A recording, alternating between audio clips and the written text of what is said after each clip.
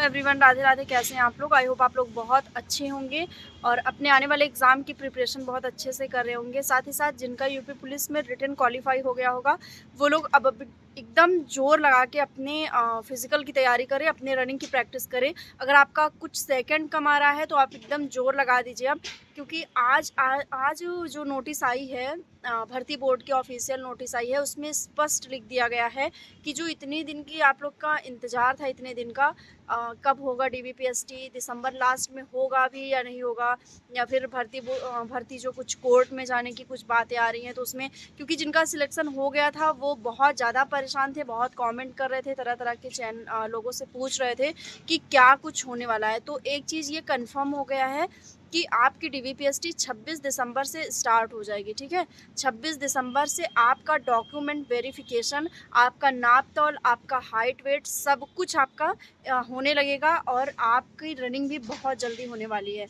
DBPST के लिए जो एडमिट कार्ड जारी होगा वो 16 दिसंबर को जारी हो जाएगा, यानी कि 16 दिसंबर को आप अपना एडमिट कार्ड निकाल सकते हैं और फिर 26 दिसंबर को, तो 10 दिन में जिसका कहीं पे दूर होना होगा या फिर कहाँ होगा, सारी चीज़ें उसमें लिखी रहेंगी।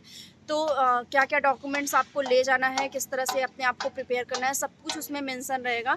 तो आप लोग उसको केयरफुली रीड करिएगा और जिनके भी डॉक्यूमेंट्स इनकम्प्लीट हैं, कोई भी मतलब इनकम्प्लीट है डॉक्यूमेंट, तो उसको आप जल्द से जल्द कंप्लीट करवा लीजिए। रनिंग करते रहिए लेकिन साथ ही साथ अपने डॉक्यूमेंट्स को ज़रूर कंप्लीट करवा लीजिए, क्योंकि रनिंग में, डॉक्यूमेंट वेरिफिकेशन में अगर आपको एक बार आउट कर दिया गया ना, तो आप पूरी भर्ती प्रक्रिया से बाहर हो जाएंगे। फिर आपको सेकंड चांस उसमें नहीं दिया जाएगा कि जाओ अपना डॉक्यूमेंट्स तैयार करके ले आओ, या फिर चलो दोबारा रनिंग कर लो, अगर कुछ सेकंड से आउट हो गए हो तो दोबारा रनिंग कर लो, या वो टाइम देंगे। बिल्कुल भी वो 1% का कोई भी रियायत नहीं देने वाले हैं। अगर आपकी हाइट थोड़ा सा भी, लड़कों में जैसे मुझे थोड़ा सा मैं समझ रही हूँ ये चीज़ कि बहुत सारे ऐसे लड़के होंगे जिनकी बहुत मतलब थोड़ी सी हाइट कम होगी, तो वो लोग जितना कुछ होता है पकड़ के खींचने वाला, लटकने वाला, जो भी होता है फिजिकल एक्टिविटी में, जितनी वो सब आप लोग करिए, आपको उससे फ़ायदा मिलेगा। आपके शोल्डर उससे थोड़ा ऊंचे होंगे और अब ये नहीं कि आपकी हाइट रातों रात बढ़ जाएगी, बट अगर आप उस खड़े होंगे जहाँ पे आपका नाप तौल करने का, तो वहाँ आपको ऊंचा फील होगा, आप अपने आप को थोड़ा सा उस वेट, उस हाइट तक पहुँचा पाएँगे। ठीक है? ये सारी वीडियो में आगे बढ़ने से पहले आप सबके लिए बहुत ही इंपॉर्टेंट जानकारी, yearly text book pass pro अब हो चुका है 395 का, यानी कि 395 का। ये सेल 13 और 14 दिसंबर को ही अवेलेबल है। इसमें अगर आप मेरा कूपन कोड SHS10 यूज करेंगे तो आपको 12% का डिस्काउंट मिलेगा। तो जल्दी से जाइए और ये परचेस करिए और अपना गवर्नमेंट जॉब पाने का सपना साकार करिए। ये सेल केवल 13 से 14 दिसंबर तक ही अवेलेबल है। देर मत करिए, जाइए।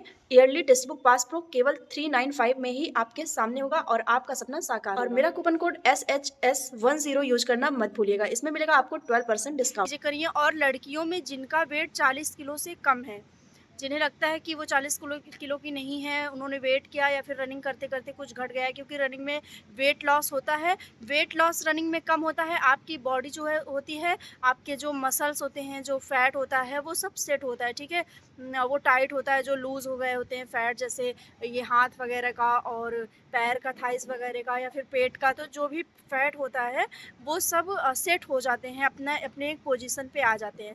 तो जिनका थोड़ा सा भी वेट कम है, वो लोग अपना खाने में, डाइट में कुछ ऐसी चीज़ शामिल करें जिससे उनका वेट सही हो पाए, उनका वेट बराबर हो पाए जितना कि वहाँ पे मांगा गया है, क्योंकि समय बहुत कम है। ठीक, 26 दिसंबर बहुत जल्द आ जाएगा, बहुत ही जल्द आ जाएगा।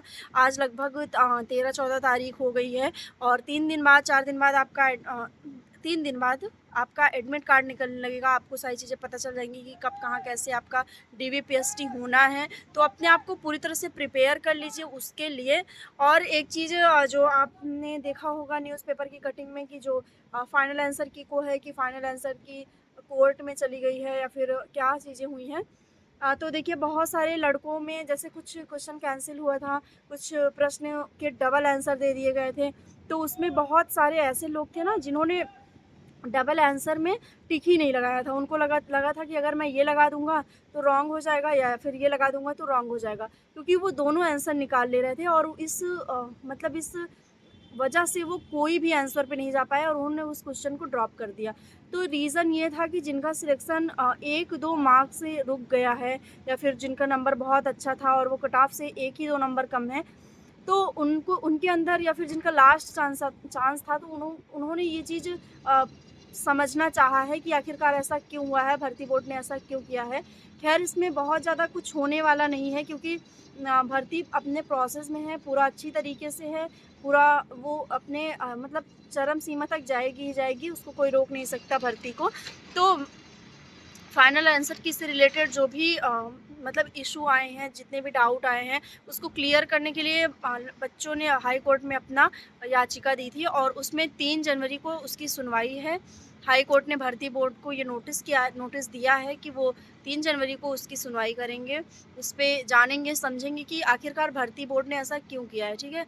क्योंकि बहुत सारे क्वेश्चन कैंसल होने के बाद ना आप अपना रॉ मार्क्स निकालने में बहुत कन्फ्यूज़ हुए कि कैसे रॉ मार्क्स निकाला जाए या फिर नॉर्मलाइज़ेशन कैसे दिया जाएगा या तमाम चीज़ें जितनी भी दिक्कतें थी कैसे क्या होगा। तो ये चीज़ें क्लियर होंगी 3 जनवरी के बाद। भर्ती बोर्ड अपना बताएगा कि वो किस आधार पे उसने ऐसा किया है या उसका ऐसा करना उचित है, बच्चों के हित में है या नहीं है। क्योंकि देखिए जिनका सिलेक्शन हो गया है ना, वो लोग उनका मतलब एक होता नहीं है कि न एक अलग ही उनका रौब हो गया है। मैं देखती हूँ कमेंट में देखती हूँ कि इतनी गलत तरीके से कमेंट करते हैं। आप वही स्टूडेंट हैं जो कल आप तैयारी के उसमें थे, ठीक है, भीड़ में थे। आज आपने रिटन क्वालीफाई कर लिया है, बहुत अच्छी बात है, ये बहुत ही ज़्यादा अच्छी बात है। बट अगर अभी से ही आपके अंदर वो ईगो आ जाएगा, तो अभी तो लाइफ बहुत बड़ी है, आपको बहुत कुछ अचीव करना है। और अगर आपके अंदर ये ईगो अभी से ही आ जाएगा, तो आप कुछ अचीव नहीं कर पाएँगे, ठीक है? आप ज़रूर जॉब पा लेंगे, आप सेटलमेंट आपका हो जाएगा, आप सेट हो जाएँगे लाइफ़ में, लेकिन आप अपने व्यावहारिक जीवन में कभी सफल नहीं हो पाएँगे, सेट नहीं हो पाएँगे, अगर आपके अंदर ईगो हो जाएगा। ये बात मैं मेंशन करूँगी महेश सिंह स्पेशली जिन्होंने मेरे एक शॉर्ट वीडियो पे कमेंट किया था, तो उनको मैं ज़रूर इसमें मेंशन करना चाहूँगी कि मैंने आपको पहले भी कांग्रेचुलेशन बोला था जब आपका सिलेक्शन हुआ था रिटन क्वालीफाई आपने किया था। बहुत कांग्रेचुलेशन, आपने मेहनत की, बिल्कुल आपने अचीव किया अपना ड्रीम। लेकिन आपके जो कमेंट्स हैं ना वो बहुत ही ज़्यादा नेगेटिव हैं।